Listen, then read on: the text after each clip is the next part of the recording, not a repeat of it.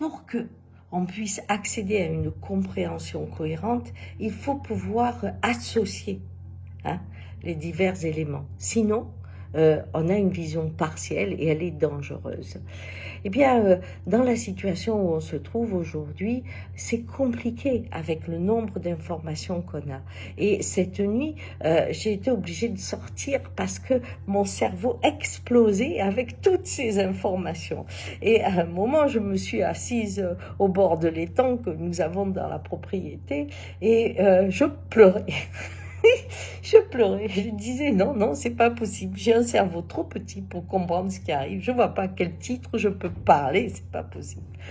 Et peu à peu, la vie m'a apporté une réponse qui est la mienne. Bien sûr, il y en a plein d'autres, mais la mienne est celle-ci. C'est quand je dois essayer d'approcher ce qui me dépasse, eh bien, je mets en perspective le monde que je suis. C'est-à-dire, on sait très bien que l'être humain, eh bien, est une petite planète. Il a aussi des rivières, il a des poumons qui sont des forêts, il a un cerveau qui sont des communications extraordinaires. Donc, on a tout ça. Et quand je comprends pas ce qui est immense, je regarde chez moi comment ça se passe. Et donc, cette nuit, j'ai fait ce voyage et j'ai repris les informations, bien sûr autrement. C'est ce que je vais vous partager aujourd'hui. L'information qui m'a choquée, qui m'a fait me lever, c'est que je n'avais pas compris. Je savais, mais je n'avais pas compris que le cœur, ce qui fait battre le monde que nous avons construit, eh bien, ce sont les puits de pétrole. Et quand on regarde, pourtant, j'aurais pu avoir, en voyant ces pompes comme ça, c'est comme des genres d'oiseaux qui pompent, comme un battement de cœur. Eh bien, aujourd'hui, ce cœur qui va jusque dans le moindre objet, qui accompagne notre vie partout, eh bien, se retrouve un peu en difficulté. Et je n'avais pas imaginé que ce pétrole, ce sang de la terre qui nourrit le sang de notre rêverie, eh bien, faisait que la culture, par exemple, les immenses tracteurs, les serres, les pompes pour l'eau, eh bien, c'est tout ça, c'est ce sang de la terre. Mais tous les objets que l'on a, c'est le sang de la terre. Et ce sang de la terre, eh bien, il est celui qui produit des objets et de l'argent. Et donc, l'argent, c'est le poumon, c'est le poumon de notre monde. Et quand on prend beaucoup d'argent, alors, il y a une grande pompe, notre cœur, le cœur de notre société, c'est le pétrole. Le poumon qu'il a développé, c'est l'argent. Alors, on respire pas à plein poumon, on garde un peu d'air, c'est-à-dire que le poumon va à des gens et puis il laisse beaucoup de gens sur le carreau, l'air.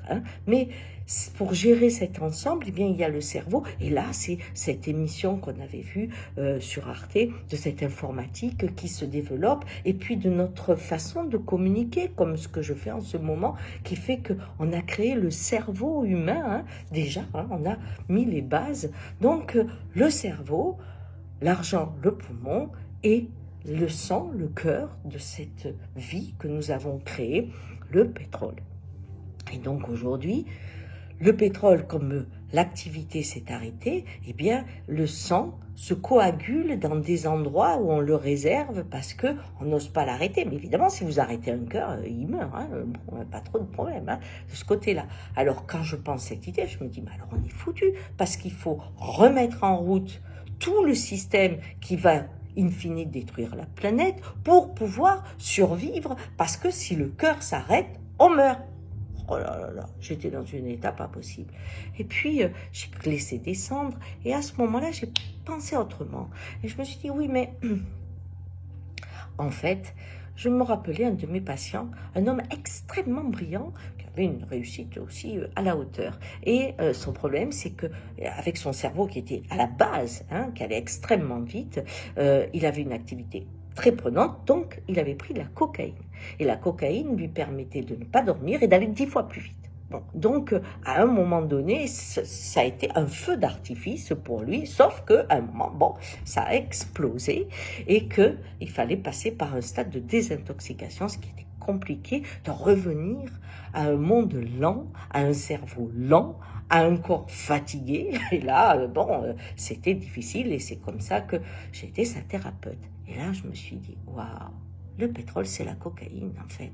Ça a boosté les esprits, ça a boosté notre monde. Et donc, comment on peut rentrer en désintoxication? C'est-à-dire, c'est pas la peine de tomber dans une crise de manque qui pourrait nous faire exploser. Comment on peut rentrer dans un schéma palliatif qui permet une désintoxication?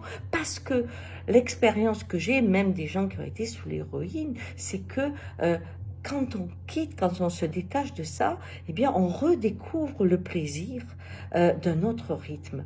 Alors, je crois que si je regarde cette vision, je sais que le monde ne peut pas changer d'un coup, mais il ne faut pas aller à l'infarctus, il ne faut pas aller à casser, mais il faut aller à se désintoxiquer.